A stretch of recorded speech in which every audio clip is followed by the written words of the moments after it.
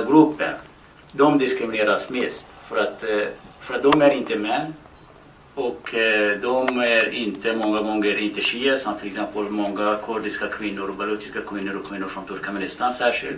De ligger under den här kategorin som man börjar från en shia-man som är snart sig tro på Walayat Faqih och sen kommer man ner till så man hamnar ganska långt ner. Och som de här sakerna som man tog här, och det finns flera exempel, alla vi har erfarenheter. Till exempel vi vet att när vi blev arresterade och hade problematik, det var ganska svårt för våra föräldrar eller mor kanske komma till fängelse. Särskilt för mig också, jag var också i fängelse för att de kunde tala persiska på bra sätt. Och det var ofta svårare att man måste ha någon som får det med, som kan tala med de myndigheterna, att ordna en besök för att tala med oss. Och som man vet att i Iran, det finns också, det iranska systemet ligger på så här att de har en kusiner som, det är en uttagningssystem till universitet där man också provar att se om en person kan tro på Walayat Faqih, hur mycket han tror på den, eller om han vet det konceptet Walayat Faqih, hur mycket den vet, för att komma till särskilda ämnen i universitet. Det finns många ämnen som är förbjudet för folk som till exempel balucher eller kurder eller de andra grupperna för att de är bara sunni-muslimer. Och sen att vara en kvinna i den här kategorin, då har man svårare att komma fram på universitet och utbilda sig. Och den kusiners uttagningen används också för jobb. Så på arbetsmarknaden det är samma situation, så man kan inte komma till arbetsmarknaden. Iran har inte bara ett problem, det är inte bara den. Det finns det här dålig ekonomisk politik och det här sanktioner och allt annat. Men samtidigt den att man skulle vara från etniska minoriteter, och särskilt om man är en kvinna från en etnisk minoritet, då har man svårare att komma till arbetsmarknaden och där också. En annan sak som man nämnde här då, det var den ashtianis som man ser i rättsväsendet i Iran, hur den fungerar. Den svårigheten som finns, att det många gånger det finns språksvårigheter och det var både för de som ska komma och besöka sina som är på fängelse, eller de som sitter där och de kan inte försvara sig och de kan inte veta vad de är anklagade för också många gånger. För att de kan inte det språk som talas i domstolar och åklagarmyndigheten.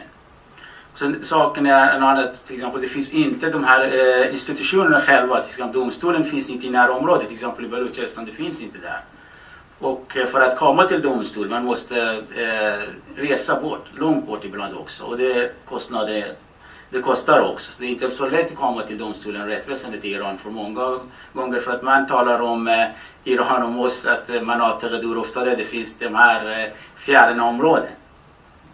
Och det är det som de betraktar oss, och det är det som är svårt att komma fram till där, och på grund av kostnader och allt annat. Och själva domstolen är också det.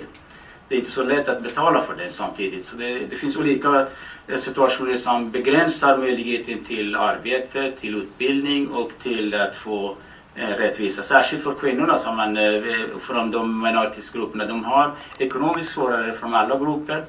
Och sen det finns också, som man berättade här, själva inom de här samhällena, det är inte så lätt för en kvinna att resa till ett annat område för att gå till domstol. Eller även att besöka sina anhöriga som är i fängelse någonstans. Jag vet i Baluchistan till exempel, det är 3 balucher som blivit nu. En av dem var 15 år när de blev arresterade, och nu efter 2 år de har gett honom 5 år i fängelse. Och den har också i fängelset har blivit skickat till exil till Ardabil i norra Iran, i Azerbajdzjan-området. Baluchistan ligger på ena sidan och den andra på andra sidan. Och Sakhirigi, och han har också fängelse i Zahedan, och han har blivit också skickat till exil till Ahvaz på andra sidan av. Så det är ganska svårt för familjen också att gå och besöka dem. Och Sakhirigis mor också, han talade inte persiska. Och jag läste i en tidning i Zahedan som de säger att på grund av att hon kom mitt dit, hon kan inte tala persiska, så han kan inte vara iranier, han är från Afghanistan. Hon är från Afghanistan bara för det. Och det är klart att det är många i Afghanistan också talar baluchiska, och det spelar ingen roll om hon är från Afghanistan eller någon annanstans. Men om det var domstolen eller de här fängelse, de som jobbade där talade baluchiska, då hade jag nog ingen problematik med den också. Och Munira har tagit några exempel hur en federal system kan förbättra situationen för minoritetskvinnor. En av dem är att om Iran blir en federal stat och då man kan använda sitt eget språk i utbildningen som man gör inte idag som man berättade här. Och då kan man ha tillgång till samhällsinformation för att i ett federal stat när till exempel man har det här självstyret.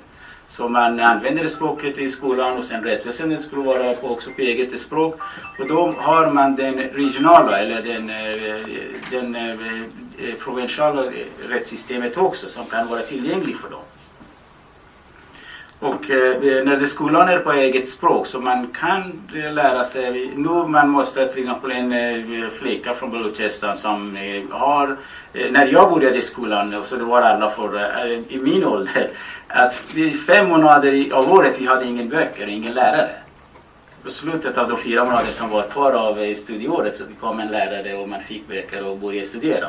Så man kan inte konkurrera med de som kanske läser i Teheran och har bättre ställt där och de har böcker och tillgång till lärare och böcker och sitt eget språk som de studerar också.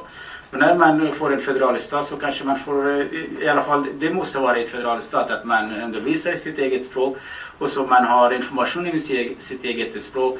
Och det räcker inte. Och vi vet att bara federalism i sig kan inte hjälpa till kvinnornas situation. Då måste man lagstifta för att se till att de svagare i samhället kommer fram på något sätt. Det är särskilt kvinnorna som har drabbat ganska hårt nu. Och den här kulturen, den här patriarkiska kulturen som man har i Iran och särskilt i de här områdena som har utvecklats mindre både kulturellt, ekonomiskt och politiskt.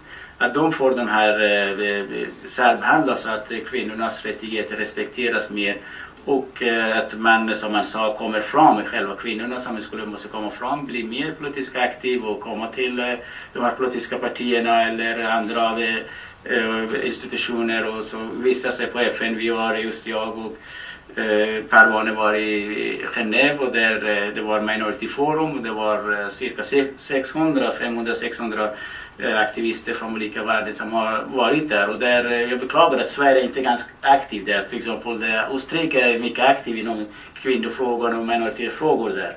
Och deras ambassad där är en plats som de ordnar sådana sajter rent och själva de här Minority Forum som varje år tar olika ämnen när det gäller minoritetssituation i olika delar av världen. Och det vore bra att Sverige kunde också vara lite mer aktiv i de här områdena. Och till slut jag bara vill tacka här och jag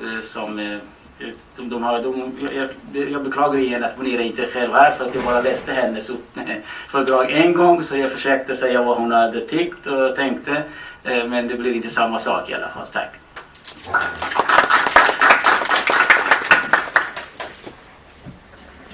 Tack Nasser, jag tycker inte